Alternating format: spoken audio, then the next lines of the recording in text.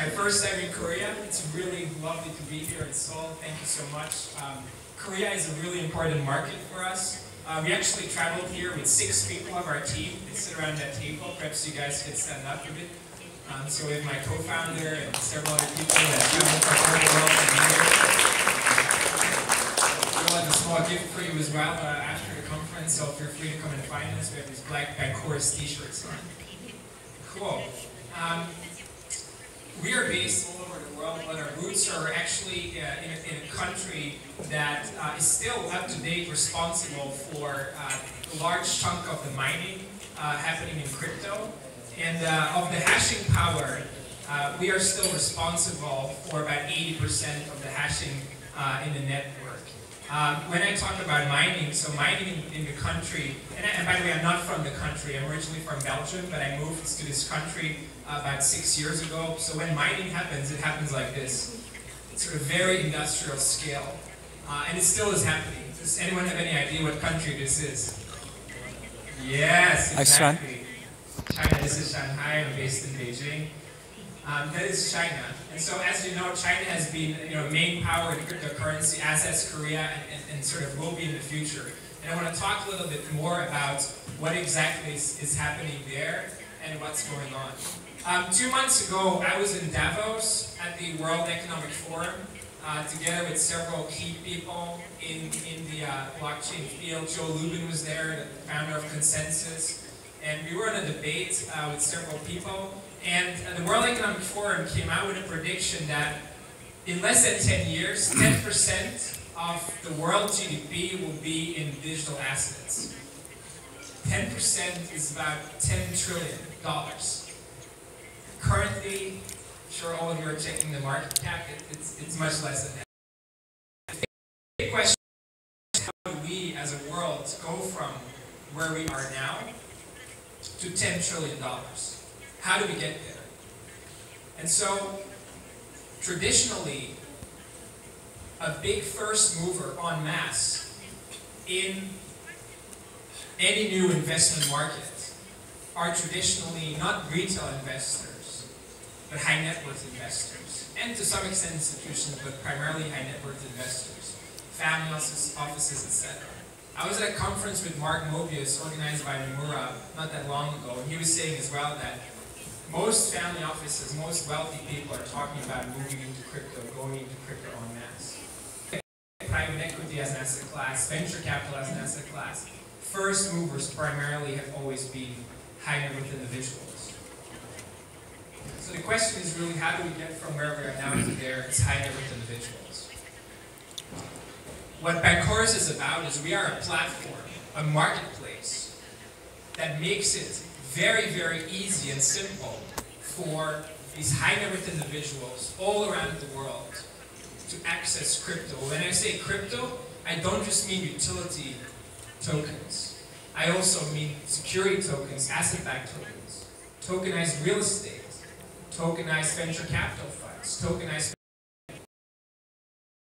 What we believe is the world where we will go to. The main place people use a marketplace that's curated like Amazon, like Taobao, like Alibaba. It's a marketplace where people can access, can know what I buy is correct, what I buy is true, what I buy is not fake, and get transparency about the risk of wealth management. The internet as such hasn't really changed wealth management. I still buy the same products as my parents. The only difference is, for me to buy them, I use a computer or a phone. But the way the origination of the asset works, the accounting, the back office, the middle office, the front office, all the different middlemen, still the same as 40 years ago. That is changing now with blockchain. We're the main portal to access that. Currently, all high net worth individuals worldwide have a total amount of net worth of more than $60 trillion. To give you an idea, if you take all the sovereign wealth funds in the world, Singapore, China, Korea, all the European countries, and you put their money together, you only have about $20 trillion. So 3 times as much money as all the sovereign wealth funds is in the hands of these family offices, these high net worth individuals. And we, by the way, classify high net worth individuals as people that have over $1 in investable assets. So not just the value of your house, but actually value that you need to invest. Actually, it's a 4-year-old company. We currently are in China the main provider of wealth management software for private wealth management firms and private banks. Every day, around 200,000 family offices currently use our software to manage their risk, to manage their portfolio, etc. So that is what Bankrous is about. This is our team, or part of our Beijing team. There's around 35, 40 people currently in offices all around the world. This is the office in Beijing, and many of the people here in this picture are present here as well. A little bit more about the team. So I'm originally from Belgium, but I came to China about 6 years ago to study at the business school there, and then I set up the company in my dorm room with several of the professors. My co-founder, Eagle An, he is here by the way, perhaps you can stand up.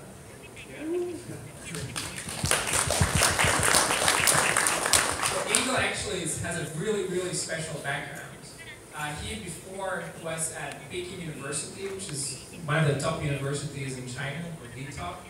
And then he worked for 4 years at Agricultural Bank of China, which is one of the top 4 state-owned banks. And then he worked for almost 10 years at a bank called Standard Chartered.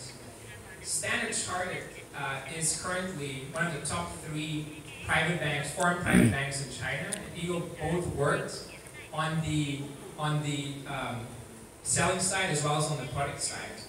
And about 6 years ago, he was hired by the founder of the largest peer-to-peer company in China, a company called Creditys. Not sure if anyone heard about it. It's a multi-billion-dollar company. It's still privately owned. And he was asked by the founder of Creditys to take this new asset class called peer-to-peer and to wrap it into something to sell to high-net-worth individual investors and basically create a private wealth management firm out of this peer-to-peer platform. You know, most peer-to-peer in the US, lending clubs, SoFi, etc., is really a retail product. And so within less than 3 years' time, Eagle was able to hire over 2,000 relationship managers in 50 different locations in China. And at present, Creditys is the 2nd largest private wealth manager in China. And that's an amazing achievement. And that's just with peer-to-peer. With crypto, we will see something much bigger. Professor Gerd Bekart, he's still a professor at Columbia. He was involved with Financial Engines. It's a NASDAQ-listed company. Ouyang Hui, he used to be the head of UBS Big Data and Financial Management. Stephen King's our CTO. And then Anne Floor, she was the CMO for Europe, Middle East, and Africa of Citibank worldwide. And also, she before that was the CMO for corporate at Silicon Valley Bank. Silicon Valley Bank is the main bank that most VCs in Silicon Valley and most tech companies bank with. So we're really happy to have her. In terms of advisors, who has heard about Status? Yeah, Status, great. Status is a top 35 token. The founder only backs one company publicly, and that's us. We also have David Johnston. So David Johnston's claim to fame, besides that he's a founder of Factum, is that David Johnston did the first ICO ever, Mastercoin. He also is on the board of Polymath, which is the first security token chain in the world. Wan Wang, he's the president of the NEM Foundation. So NEM is like a top 15 coin. The ticker is XEM. You might have heard of it. He's also a backer of us. And then we're really happy to have, as the only blockchain company in the world, the former CEO of one of the big 4 private banks to have joined us. Chris Van Hocken, he is the former CEO of Morgan Stanley's private bank worldwide, and he joined us as an advisor and a massive investor, already for the last 4 years. So we're really happy to have him. And then Charles Edouard Bouet, he's the CEO of Roland Berger. Roland Berger is the McKinsey of Europe. It's one of the top consulting firms in the world, and they're very big in Asia as well. They have offices here too, as well as several in China, India, etc. We also have a revenue share agreement for us. So Roland Berger goes with us to market, to go to their clients, talk about blockchain, talk about tokenizing assets, etc. And then we have several other people. Sebastian, who is a partner at Blockchain Global. He raised personally over $300 million in token sales. Georgina. Roger Kirby. Roger Kirby is actually quite an interesting character. He's not famous. I don't expect any one of you to know him, but his firm is quite famous in the legal space. As you know, in 2008, we had the financial crisis, and banks did a lot of bad things. Roger Kirby, successfully with his firm, did a litigation against Citibank, and the second largest financial settlement from a bank due to the crisis was won by him. So Citibank paid over $500 million in fines for selling bad products to investors. And he's the person that led the class action. And then we also have Antanas. I just came back from Lithuania to work with him. Antanas is a billionaire, he's a member of the Green Parliament, and he's actually writing a lot of the regulation about blockchain, security tokens, etc. in the European Union. What are the challenges for today's high net worth individuals? What stands us between now and then? First of all, it's difficult for them to access crypto. A lot of the crypto exchanges don't have that good user experience, and there's a lot of illiquidity in the market. Because when high net worth individuals invest, it's not that they buy one Bitcoin. They put in millions and millions of dollars into the market. It's a costly, high-touch process. Often high net worth, they don't do this via electronic means. They like to talk with an advisor, and the advisor has to do it. Inconsistent reporting standards. So a lot of the problems that high net worths have is that, when I was at Morgan Stanley, guess what the #1 question was that we would get from our clients? Anyone any idea? The #1 question I had working as a private banker at Morgan Stanley is, how much money do I have at Morgan Stanley? How wealthy am I? Guess how long it took to answer that question? More than 1 week.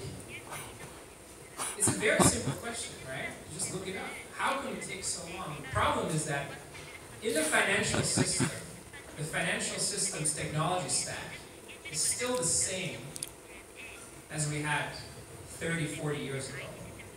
All the data is stored on Excel. We have billions of Excel sheets. And we have people as middleware. And that is really, really inefficient. And that's why it takes for these simple questions, calculating risk, etc., a very, very, very long time. Persistent data breach risks. Well, you all heard probably about attacks and a lot of the hacking that's going on. JP Morgan spends every year over $200 million on data security. It was hacked several times in the last few years. And then, of course, high compliance costs. Currently, compliance costs, depending on your country, it eats up about 10 to 20% of your revenue. That's a big amount. We at Bankrous have created a few modules within our platform for people to access crypto in a very compliant way. First one is B-Market. Think about it like Amazon or Alibaba. For people to access crypto, it's a marketplace that's curated, that's regulated. We are compliant in each jurisdiction that we are with the right regulators, where you can buy your crypto, your security token, your tokenized real estate, your tokenized venture capital fund in a compliant way with a guarantee from us that what we buy exists. We tokenize, it's our service of tokenizing real world assets. So if people have assets such as real estate, venture capital funds, etc., we can help tokenizing that.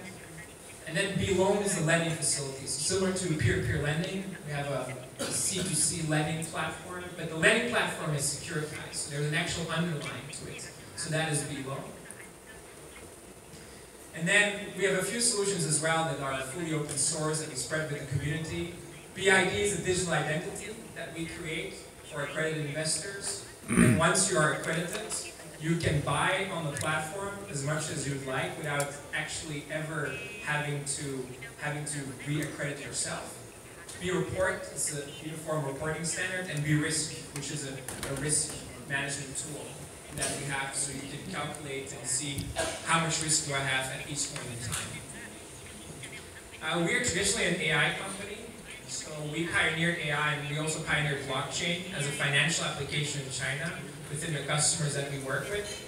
We have a financial planning engine that's currently used by over 200,000 family offices indirectly with the customers that we have that handles these particular financial planning that their advisors are using, etc., to come up with a great way to invest, portfolio engine, and also risk engine. So that's our story. We're a 4-year-old company. We were part of Microsoft Accelerator. Microsoft Accelerator is the #1 accelerator in China. We're a gold partner as well with Microsoft worldwide, which means that for everything that Microsoft sells of our solution, the actual salespeople get around 10% back from them.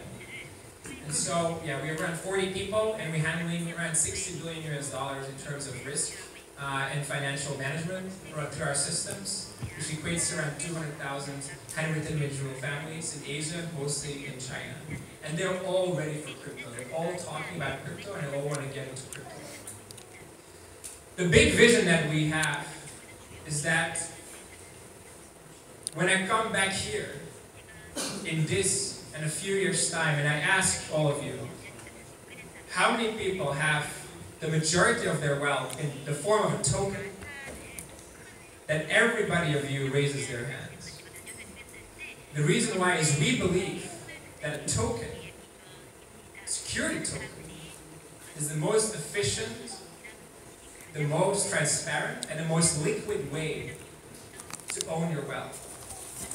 Whether it is a house, whether it is antiques, whether it is a piece of art, a Picasso, you'll be able to own it in the form of a token. And the same way that now very, very wealthy billionaires are investing in family offices and different asset classes, everybody will be able to invest thanks to the power of the blockchain. And we at Bankrous see ourselves as the one-stop shop for everything to do with wealth management on the blockchain. Borrowing, lending, accessing crypto, accessing utility tokens, accessing security tokens, etc. That is what we do. So if you have more information, please scan the QR code. That's our Telegram group chat, t.me/Bankrous, BANKORUS, like dinosaurs. Thank you very much for your attention, and it's really my pleasure to be here. If you have any questions, don't hesitate to ask. Thank you.